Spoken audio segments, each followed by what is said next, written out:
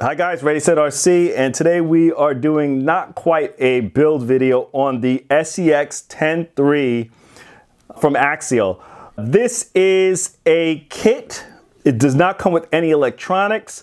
The body is not painted. Metal gear transmission, which is what you'll normally find in a kit version from Axial. You also get a chassis mounted position for your steering servo, and it also comes with a 23 tooth and a 25 tooth metal servo horn. The drive shafts on here are the wild bore drive shafts. These are the same drive shafts that are used on the SCX 10.2. The pinion that comes in the kit is a 14 tooth pinion. I've elected to install an 11 tooth pinion that does not come in the kit since I have installed a brushless motor in this. I just wanted a little bit more control, and that's what I went ahead with the 11 tooth pinion. The dig and the 2-speed is not mandatory. They do have a lockout that you can not install the dig and the 2-speed or install them. So that's the beauty of this, is that you have the capabilities of installing a dig and a 2-speed if you choose to. The axles on this truck are the AR45s. What I did notice within the manual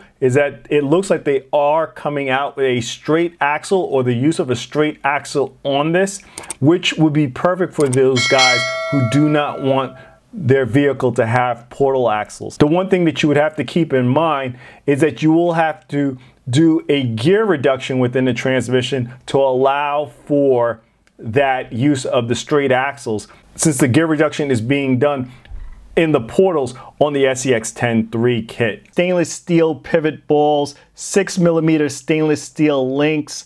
You have an aluminum adjustable shock, a 3-piece beadlock wheel, which I chose not to install, but it is great that they gave you a 3-piece beadlock wheel. Let's go over the parts that are in the box.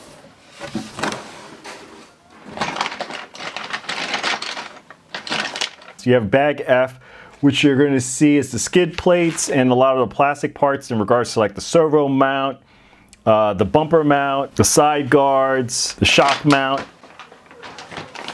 So you go into bag H. This is going to be the inner fenders, spare parts, and yes, this is all of the spare parts. I'll touch more on this later on in the video.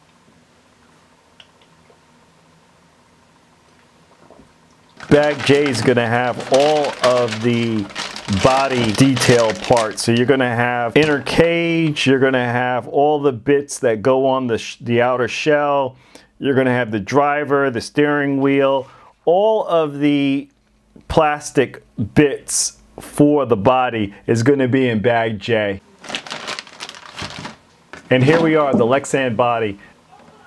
This thing is super scale, guys. I mean, it looks really good.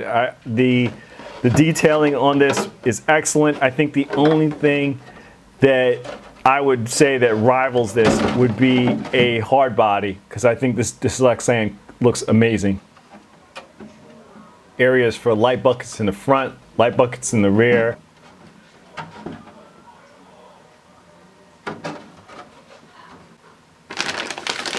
Bag I, you have the Nitto tires. These are 4.7 tires with a 1.9 inner. Bag E, you're going to have the drive shafts. Bag D, you're going to have the links.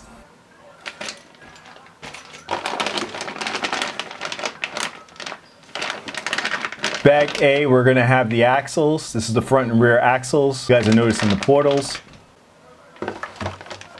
Bag B, this is with the shocks, the shock bodies, and the shock shafts. Bag G, the battery trays that's in this one is going to be in this one as well. The servo arm is also going to be there. This is for your dig and for your 2-speed transmission.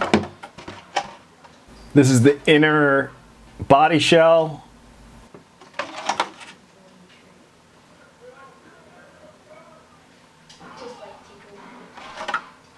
Bag K, you're going to have your frames, and the frame is adjustable. I will say that it's adjustable, but 12.3 is going to be your longest length. Longer than that, you will have to supply your own pieces from that point. Bag C is going to be for the drive assembly. So this is going to have all your gears and everything for your transmission. And here is your owner's manual and stickers.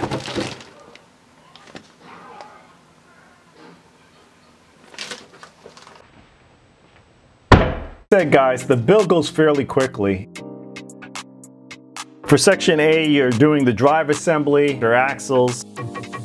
The front axle is a offset and the rear axle is in the center. Hopefully they'll come out with those straight axles fairly soon so that you're able to make that modification from a portal over to a straight axle.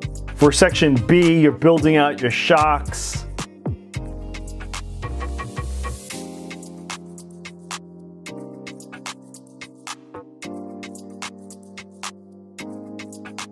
For section C, you're building out your transmission.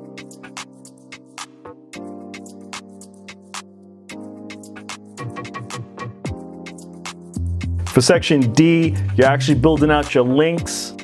For section E, it's fairly quick. You're building out your drive shafts. For section F, you're doing a bulk of the work. You're assembling your chassis. You're attaching axles, installing your motor, installing your shocks. Section G is fairly quick. You're building out your battery tray, installing your dig and your 2-speed servos, and then you're putting in your ES and your receiver box. Section H is where you're going ahead and you're putting your inner fenders, engine cover, and then section I, you're assembling your wheels. I did not do section I because I did not use the foam or the wheels that came with this kit. And then section J, you're basically going ahead and assembling the body.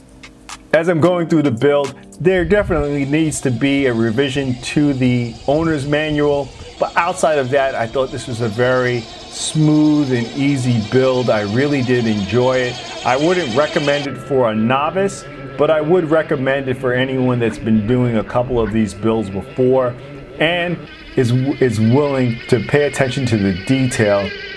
So here we are guys, the SCX 10.3 all built and done. I was going to show you guys a full build of the SCX 10.3 initially, but we've had some changes in the plans of this video, and mainly it comes down to part support and the time of the filming of this video, and had to make some readjustments. Some of it has to do with getting some of the parts to complete this kit, and some of it has to do with parts that probably should have came with this kit. And we'll touch on both of those. We get our RCs just like you guys. We purchase them, we pre-order them, and then they come in. The timeline of this one's a little bit different. We pre-ordered this right when it was released, and technically this RC should have came somewhere around mid-April. This ended up coming probably 2 to 3 weeks early from the time that they designated it was supposed to come in. And that's going to touch on a couple of things that I'm going to talk about the build of this truck. Normally what I go ahead and do is I order all electronics, so everything kind of comes in all at once. Well, getting an RC 2 to 3 weeks early threw that plan completely off. We do have most of the electronics in here, but some of the electronics we couldn't plan for. The next thing I wanted to talk about is why I won't show a full build of this RC. One, at this time, there's a few guys out there that have done this, and I think they've done a superb job, and I don't want to water down what they have done by putting up another build video out there. So I'll show excerpts of my build throughout this video, but I'm not going to show the full build video of this truck. Two, I just feel that the owner's manual that came in here, I'm going to touch on that for a little bit as we start to get into how I felt about this build. I felt this truck was well thought out, was built properly, but the manual I feel is going to need a revision. There are some parts of the manual that just don't line up with the build of this RC, and I think a couple of guys out there in the YouTube universe has touched on that, meaning screws and the gears not meshing up, or having to really look over the manual in regards to gears not meshing up. I've come to I didn't really have the gear issue, and that's simply, I think that's just simply dumb luck that, you know, I happened to put the gears together properly and did not have the clicking issue on this truck. But what I did have is that the screws especially towards the end of the manual, there's like the wrong set of screws that they have listed based on what you're going through. And then you start looking through your set of screws and you're thinking, am I missing something? Did I assemble? You know, there was a couple of times I had to actually disassemble things to see if I used screws in the wrong areas, thinking that I may have used the wrong screw, but it wasn't. The screws are labeled incorrectly towards the end of the manual. That this is not a beginner's RC, and I would have to agree with that. I would probably say it falls into the guy who has probably built a couple of RCs in his past. You know, I've built quite a few, probably not as much as others. I would say at this point my build is probably somewhere in the ballpark of between 10 and 15 kits that I've built. So I think I'm pretty knowledgeable as to where I gotta go in regards to building kits.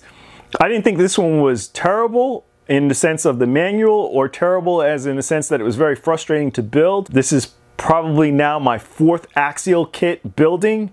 So I'd have to say that I'm familiar with the Axial way and how they do things.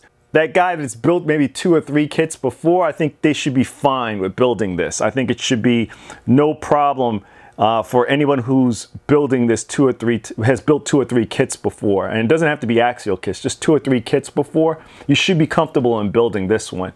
For the guy that's a novice out there, meaning who's never built a kit, you're probably gonna pull your hair out. And I think it's a little bit more advanced for a person who's never built a kit before, or owns maybe 1 or 2 RTRs and hasn't really wrenched on them to that level. If it is first build, take the time, really learn the manual, really learn about the truck as you're going through it, and take your time and don't rush through it. In regards to the dig and the 2-speed servo, I really feel they should have provided the servo saver set for this. It would really go easier for you to mount a servo of your choice. I do know that in regards to the Spektrum servos, they are currently out of stock. I don't know if they're utilizing those for the RTRs that are eventually going to come out, or if it's just a matter of the sign of the time right now and they're just not available. Putting your own servos in here, meaning non-Spektrum servos to use for the dig and the 2-speed, you got to get the Axial Pack AXIC 3009, and I'll put that in the description below. Outside of that, yes, I went ahead, I installed the dig, I installed the 2-speed. I'm still waiting for that part number that I mentioned before, that Axial part number, so I can use the servos that I've purchased for them. The other thing that I want you guys to know is that these wheels that you see on here, these are not the stock wheels. As you guys do know, this truck has portal axles, and one thing you have to keep in mind is that the portal axles needs a special clearance on the inner, part of the wheel. That clearance has to be 1 inch. So if you're looking for a wheel to put on this truck, you have to make sure the diameter in the interior part of the wheel is 1 inch. Otherwise, it will not work with this truck. These are just some knockoff wheels that I found on eBay, and I will put these also in the description below so that you guys can order them if you choose to do so. I'm running Crawler Innovations 2-stage foams in here, and that's what I have in the truck right now. I normally do that to most of my kit builds. I usually do not use the stock foams. I'll go ahead and put a 2-stage foam in here, and I'll also put that in the description below. But outside of that, this kit was a great build. A lot of the fitments in regards to the parts was excellent. I didn't have any issues with it whatsoever. I thought the price of this kit was priced right.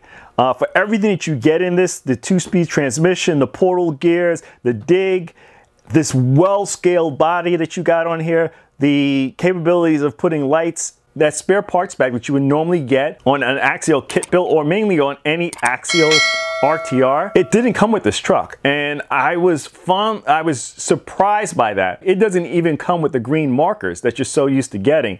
On the windows, what I did to this truck is that I cut out the clear parts of them so that if I put a camera inside the truck, did that to the driver's side window, passenger side window, and the front window of this truck. What I'm also running in this too is a simple light kit from Apex RC. It's just a front and rear LED. But I thought it was a worthy option, guys. I really do like how this truck came out, how the build went together. Taking this out in my backyard for a nice little quick run, and it just performs well. It soaks it up. It handles well on the rocks that I have. I'm more of a trail guy than I am a crawler, and I just enjoy it. The electronics that I'm running in this is a Holmes Hobby Puller Pro V2. It's the Stubby motor that's running in the front. I have a Mamba X ESC running in here. And for the receiver and transmitter, I'm using a Spektrum SR515 for the receiver, and I'm using the Spektrum DX5 Rugged as my transmitter. So the sliders and the body fitting there, I don't have an issue with it. I guess because I'm so used to it with the Vanquish sliders that I'm using on my SCX 10 that I didn't have a problem with it. Actually, it's a metal version of what you see here on the SCX 10 and I have to do pretty much the same things that I do on this. So for me, I was used to it and I didn't see it as a problem. I know a lot of guys have been talking about the fitment of here and having to pull that out. That's another thing that I do on my SCX 10. So I didn't have an issue doing that on the SCX 10 Please like, comment, and subscribe. Check us out on Instagram for our latest post to the channel. This is Ready Set RC, signing out. Thanks again, guys.